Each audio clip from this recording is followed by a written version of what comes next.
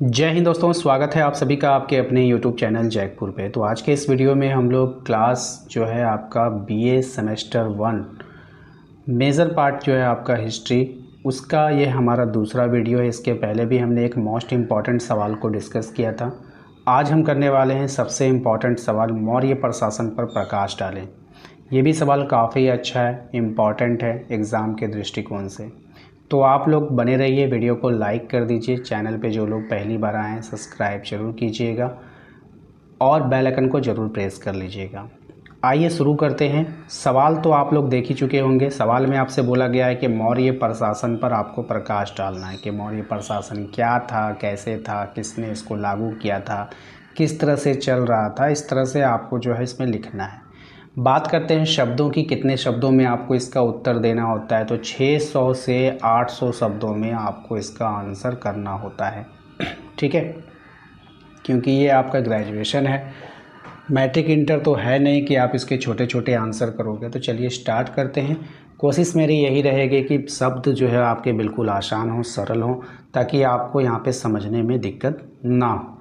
यानी कि मेरे आंसर का बताने का तरीका इतना आसान और सरल है कि अगर आप इसको 1 से 2 बार 3 बार प्रैक्टिस कर लेते हो, देख लेते हो, तो आप खुद से इतने आप आंसर लिख पाओगे।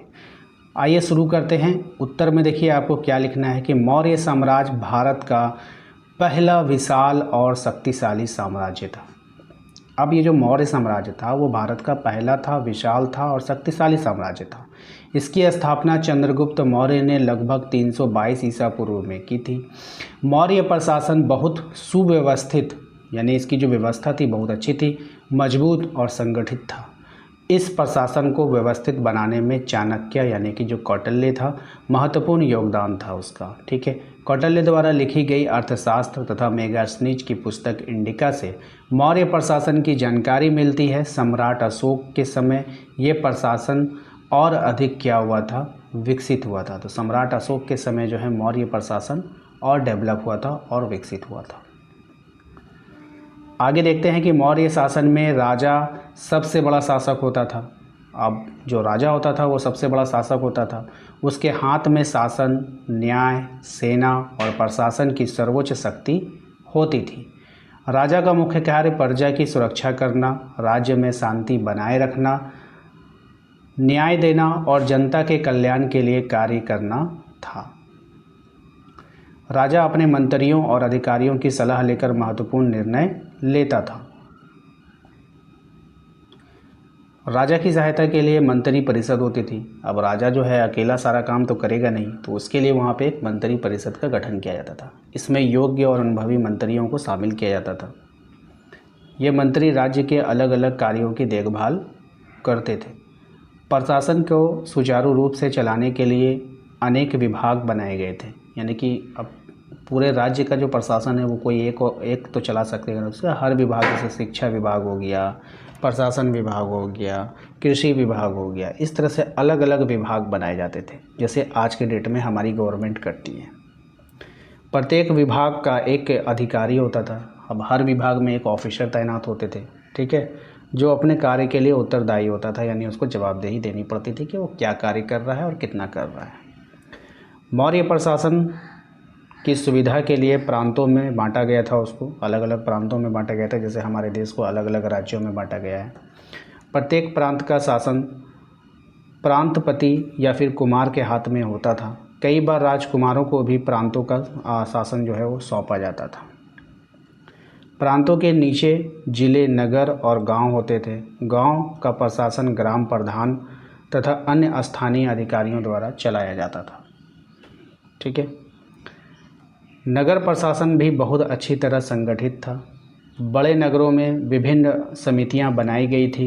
ये समितियां व्यापार, सफाई, सड़क, जल व्यवस्था, बाजार, जन्म मृत्यु का रिकॉर्ड तथा कर वसूली जैसे कार्यों की देखभाल करती थी। इससे नगरों में व्यवस्था क्या होती थी, बनी रहती थी। मौर्य काल में राजस्व व्यवस्था जो थी वो बहुत महत्वपूर्ण थी। मौर्य काल में जो राजस्व व्यवस्था थी वो बहुत ही महत्वपूर्ण थी।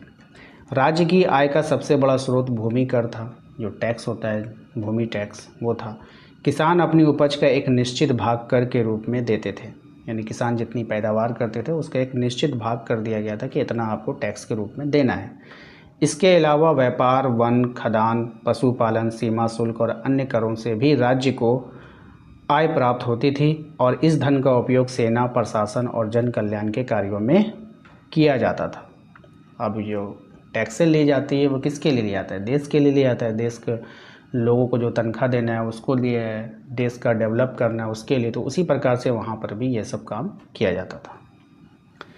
न्याय व्यवस्था की बात करें तो न्याय व्यवस्था भी काफ़ी विकसित थी। राजा सर्वोच्च न्यायाधीश माना जाता था, यानी कि जो मेन होता है वो राजा माना जाता था।